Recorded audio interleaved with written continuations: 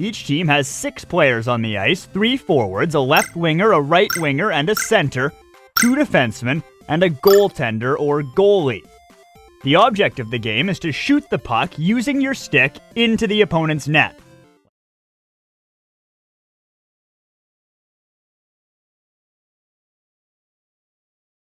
Now let's start putting the lines on the ice. First, right in the middle is the center line. Next, there are 2 blue lines that divide the rink into 3 zones, the neutral zone and 2 end zones. And finally, a goal line at each end.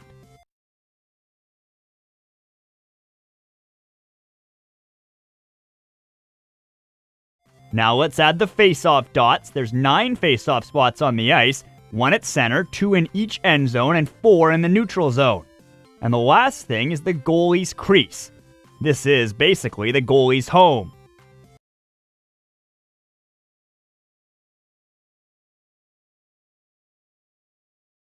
When a player does something against the rules, the referee lifts his arm and play is stopped as soon as the offending player's team touches the puck. That player then heads to the penalty box for a set amount of time, 2 minutes for a minor penalty or 5 minutes for a major penalty.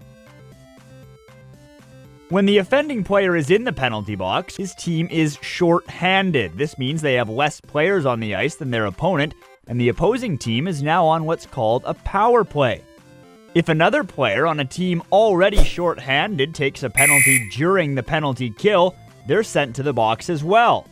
But it doesn't go any further than that. Any additional penalties start when the others are done.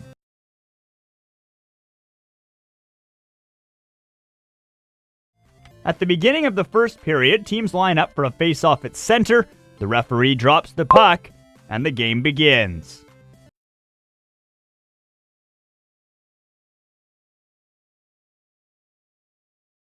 Tripping, hooking, or slashing. Others include boarding, hitting a defenseless player violently into the boards, high sticking, lifting the stick above shoulder height and hitting a player. If it draws blood, it becomes a double minor. That's 4 minutes in the box. Cross-checking, when a player holds the stick with both hands and hits another player with the stick's shaft.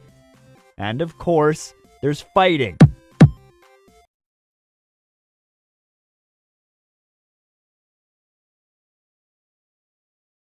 You're probably wondering what all the lines on the ice are for. Well, linesmen use them to monitor 2 common infractions: offsides and icing. In hockey, offsides are there to prevent cherry picking. Players would just plant themselves deep in the attacking zone and wait for a pass. Attacking players can only enter the offensive zone once the puck has entered first. When an offside does occur, play is stopped by the linesman blowing their whistle, and in most cases, a face-off takes place just outside the offensive zone.